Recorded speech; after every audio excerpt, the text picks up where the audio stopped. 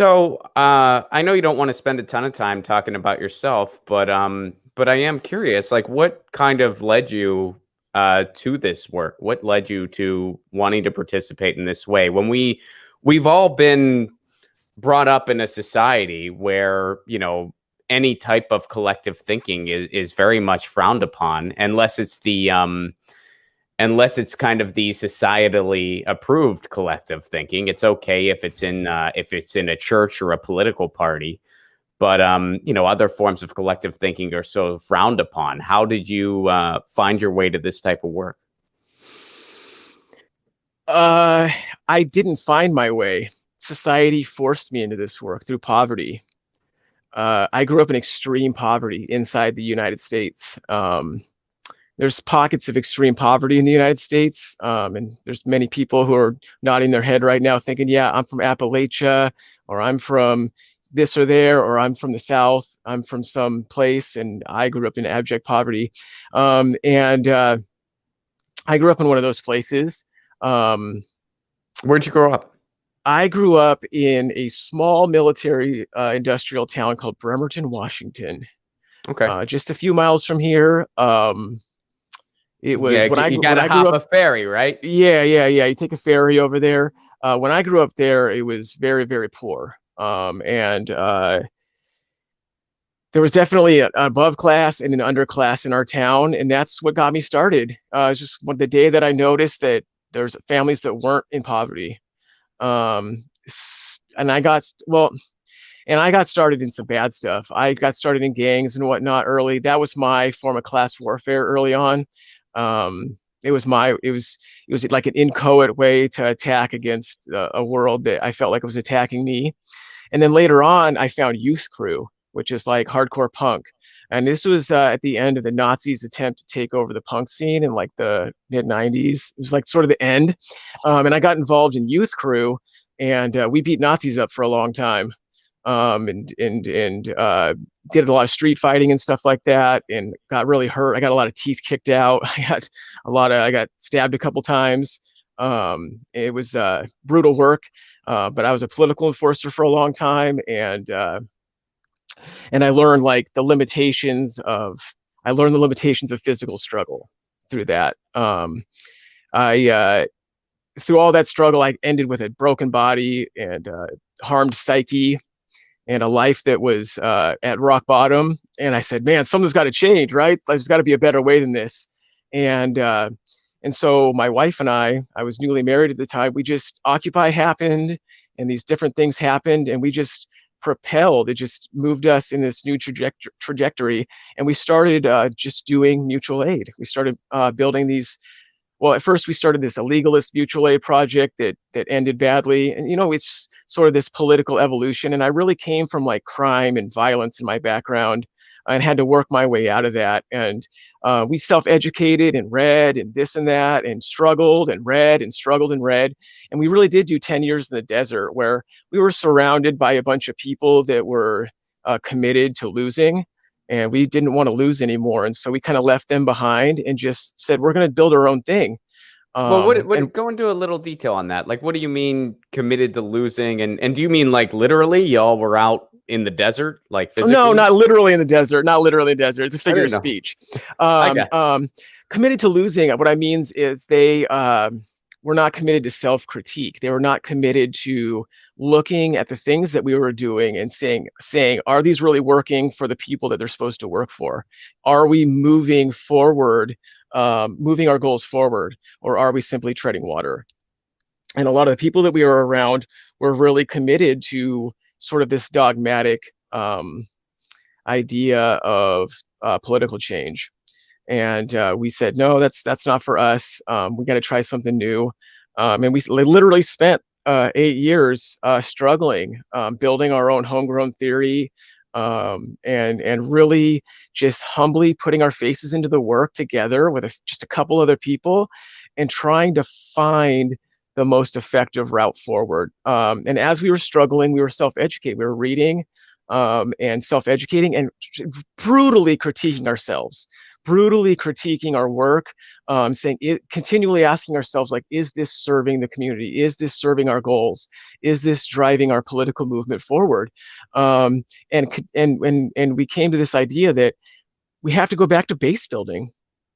We have to go back to the old fashioned putting first things first, feeding people, strengthening their bones, building a coherent political base that matters. People that are tactically and strategically in lockstep, people that share political ideas, not just political flags like a Republican or a Democrat, but we have these strong political beliefs beyond simply ideology or simply voting, but like these beliefs about how we're going to move forward together collectively. And mutual aid is that first step.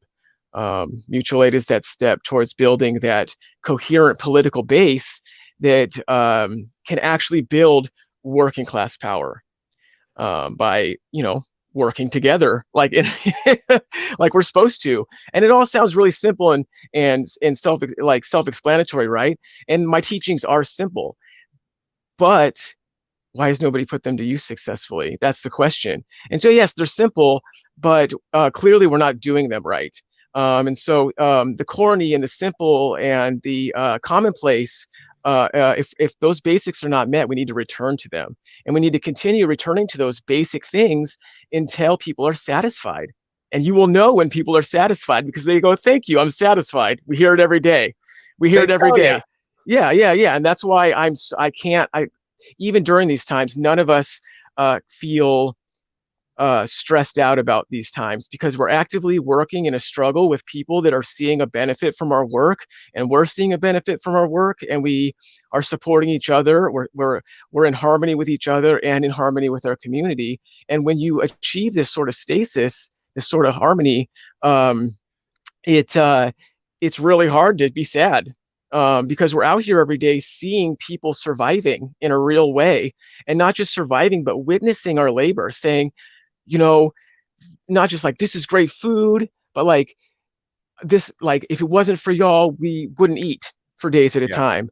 Like, if it wasn't for y'all, I wouldn't have a tent. If it wasn't for y'all, I'd have caught a case. If it wasn't for, these are people witnessing our labor, and it's hard to be sad when you hear shit like that on a day-to-day basis. And so that's what we're doing, is we're building real material politics where we live, not ideology. We're not just getting people to agree, yes, this is good or this is bad, but getting people to take the next step and get self-involved in the process. Well, and that is so incredibly powerful because it's I mean, how amazing does it feel when you just see someone's hunger get quenched? You just see like their hunger is satisfied, their housing need is met or met as best as it can be with the resources available. I mean, that's just absolutely incredible. Yeah, and we don't go down there and step down there and say Marxist Leninism or anarchism or Maoism or whatever. We don't go down there and do that. We go down there and we serve humbly. We serve the people every single day. And when they get their needs met, when their belly is full and their bones are strong and they feel supported and they feel like you share a level of dignity with them, they will come to you and they will say, why the hell do you do this every day? What makes you come out here and do this for me? And it's in that moment where you can be honest with people. It's in that moment where you can say, I do this because I'm a communist. I do this because I'm an anarchist. I do this because I am a humanist. I do this because I love people. I do this because whatever your reason is, it doesn't matter very much. You know what I mean? To get you started, as long as you get out there and start doing the work in a way that has a good principles, in a way that isn't seeking to conquer, but seeking to enable, in a way that isn't seeking to simply enable, but to connect and to develop. Like, you need to be continuously trying to move in this to the next level of connectedness. So once you get people fed and they have enough, you got to get people to know when they have enough, so that when you give them extra, they give it to their neighbor. right? And then Absolutely. you make this interconnected web, this ecology. So when you first start doing mutual aid, you're not doing mutual aid yet. You're simply helping one person. But it's the continued work of justice that builds this mutual aid. It's these continued acts of consistent solidarity that makes someone able to embrace this system. But you cannot be reliant on the random acts of kindness. It can't be out of kindness. And you have to come into this work with a sense of justice, while also knowing that justice can't be achieved on land that's been stolen from someone, and then those people have been wiped out or nearly wiped out and removed from their land. So there is, um, until we acknowledge and move forward on land back issues, on indigenous people's problems with the American state, we can't really get true justice in this country. And it's same with Black Americans. Without justice for these folks, for the labor they've put in through generations and the stolen lives, we can't get a true capital J justice in this country. It's impossible. But on an individual level, on an individual survival level, on an individual needs level, we can meet a modicum, a slice of justice in our lives. And that slice of justice is a crack in the door towards a new reality for all of us. Are you listening, Donald Trump? You got it wrong. Anarchists don't throw soup. Anarchists serve soup. Ask my buddy Red. No, we do both. And we do them both unapologetically. No, we do them both. I don't give a shit what Donald Trump says. I was just trying to make you laugh. I know. But no, seriously, we do both. We fight and we defend. We serve the people. And sometimes serving the people, serving your neighbors is defending them. And I'll never throw the community defenders under the bus. I have much love to the people that go out and put their bodies on the line. I was one of those folks once. I got a busted knee now. I'm a liability on the front lines, but that's where my heart lies. My heart lies with the fighters. And I'll never hear a bad word about the young people, old people, whatever, that choose to go out there and get their asses kicked for a good cause. But so that's the spirit. You got to come into it as a learner. You have to come into it not as a conqueror, but as a collaborator. You have to come into it with a sense of continuity. You have to come into it with speaking of continuity, real quick, you first timers that are coming into this, don't come in thinking you know everything. There's people that have been doing this for their entire lives, and they have organizations and formations built, and they know what they're doing. So come in and learn from those people. That being said, all of us are doing something wrong. So there's room for everybody. All of us have room for critique. And so by getting involved with us, you can learn what we're not doing. You can learn what we're not doing correctly, and you can learn not the blind spots, that's ableist, but you can learn where we're not looking and where we're not paying attention, so that you can build that as your niche and be useful to your community. So you got to come in and learn from the people that have been doing the work in your community. I guarantee whatever you're concerned about in your community that you just learned about yesterday, somebody learned about it 10 years ago, and they've been building the mechanisms to address this justice or this injustice for their entire lives. And you need to go to them and be humble and speak to them. And even if you think they're doing it wrong, or they're not doing it enough, or they're doing it in the wrong direction, you should take an honest effort to try and learn why it is they do that way, how it is they came to be that way, so that you can better create an analysis for your own work. There's 3 treasures that I tell all organizers to treasure, that you can never ever live without. And as long as you have these 3 treasures, you have enough to keep moving forward. And that's compassion, frugality, and humility. And so real quick, we're already almost 40 minutes into this. And I really want to make sure people go away with this. Frugality means saying no 100 times so that you can give a good yes. Okay. Frugality means not giving your whole self so that you can give all that's extra tomorrow. Frugality doesn't mean being cheap. It doesn't mean um, frugality doesn't mean not helping. Frugality means not giving so much of yourself away that you are destroyed. Frugality means preserve you, primarily you as an organizer, you as a whatever it is you consider yourself to be, have to be preserved also. We're not Right. in this business to martyr ourselves. We're not in this business to become a saint. We're in this business to win, right? We're in this work to fight and to preserve, to live together in harmony and live by each other's joy, and fight tomorrow. And so you cannot. Sometimes you have to say, I don't have that. Sometimes you have to say, I don't have the resources for that. I just can't provide that. I will ask around and maybe I can organize it, but I don't have that. So frugality, first of all, you have to preserve yourself. Humility, which means work from below, never to lead. If you want to lead, you should be below. They say there can't be a lotus without mud.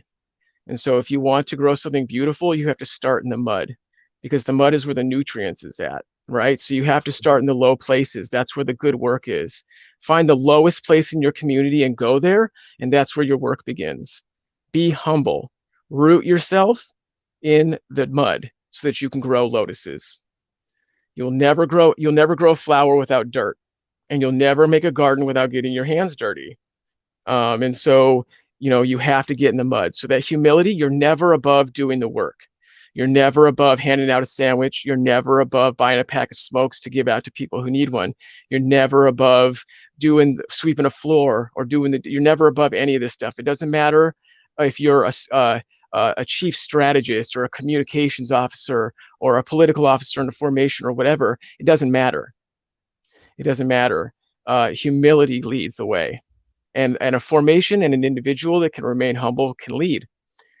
And then, of course, compassion. You need compassion not only to, be humble and to be frugal. You have to know yourself and understand yourself to do those things. But in order to defeat our enemies, we have to fight the full enemy. And we can't know our enemies without compassion. And so you need compassion. When you turn your enemy into a stereotype or a 2D model, you've reduced your ability to analyze your enemy and defeat them effectively. When you make police simply one thing or another and not analyzed as through material consequences, you end up with a bad analysis. If you think about police as individuals and not as a system, you don't get to the root critique of policing. So you have to have compassion, and compassion means having compassion for yourself and having compassion for others, and to a limited sense, having a compassion for your enemy, at least so much that you can get to know them well enough to analyze them and defeat them. And so those are the three treasures that, as long as you have those, you have everything you need to move forward in class struggle and win. But you have to remain humble, frugal, and compassionate. Get your news on with Ron. Don't you want to know what's going on? We're getting our news on today. Get your news on with Ron. Don't you want to know what's going on? We're getting our news on today. You can tweet me an article at Ron Placone. We'll go through it together and make it our own. Get your news on with Ron. Don't you want to know what's going on? We're getting our news on today.